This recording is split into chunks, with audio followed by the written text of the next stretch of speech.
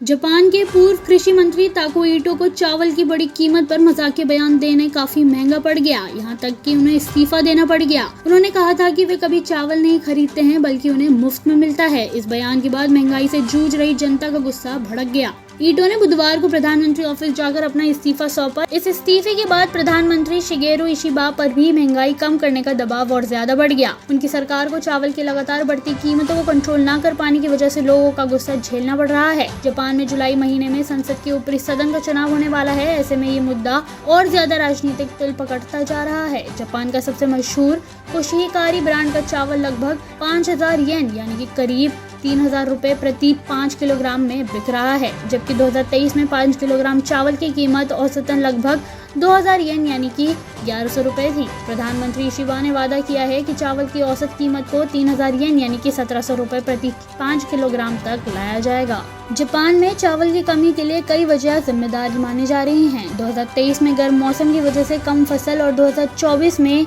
Mega quake यानी बड़े भूकंप की चेतावनी की वजह से लोगों ने डर में ज्यादा चावल खरीद लिए थे। इससे कालाबाजारी भी हुई। सरकार ने कई सालों तक किसानों को चावल की खेती छोड़कर दूसरी फसलें उगाने के लिए प्रोत्साहित किया था ताकि कीमतें नियंत्रण रहे। लेकिन अब जब मांग बढ़ी तो उत्पादन पर्याप्त नहीं है। कुछ व्यापारियों को जानबूझकर चावल का स्टॉक छिपाकर रखने का आरोप भी लगा है ताकि कीमतें और ऊपर जाएं। ताको ईटो ने पिछले हफ्ते एक फंड रेज प्रोग्राम में कहा था, मैंने खुद कभी चावल नहीं खरीदा क्योंकि मेरे समर्थक मुझे इतना चावल दान करते हैं कि मैं इसे बेच सकता हूँ। ईटो के इस बयान से लोग भड़क गए क्योंकि उन्हें एक साल पहले के मुकाबले में चावल की एक बोरी के लिए लगभग 2 गुनी कीमत चुकानी पड़ रही है। बुधवार को ही ईटो की जगह शिनजोरो कोइजुमी को कृषि मंत्री बनाया गया, जो पहले पर्यावरण मंत्री थे। कोइजुमी लिबरल डेमोक्रेटिक पार्टी की लीडरशिप के लिए प्रधानमंत्री इशिबा के खिलाफ चुनाव लड़ चुके हैं, हालांकि उन्हें इसमें नाकामी मिली थी। जापान के क्योडा न्यूज एजेंसी के मुताबिक ताको ईटो ने कहा, मैंने खुद से पूछा कि क्या चावल की लगातार बढ़ती कीमतों के बाद भी मेरे लिए कृषि मंत्री बने रहना ठीक है।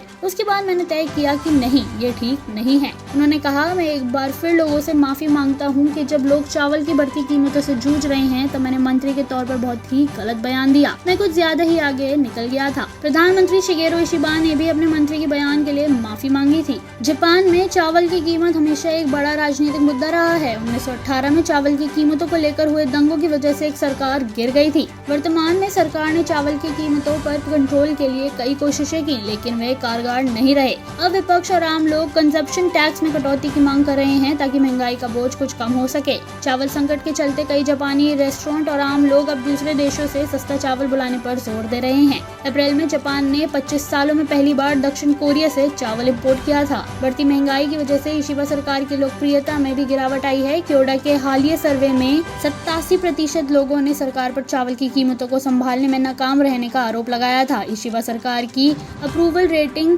करीब 27% रह गई है, जो पिछले साल अक्टूबर में सत्ता संभालने के बाद सबसे कम है। ऐसी और जानकारी के लिए देखते रहिए सामाजिक जागरण न्यूज।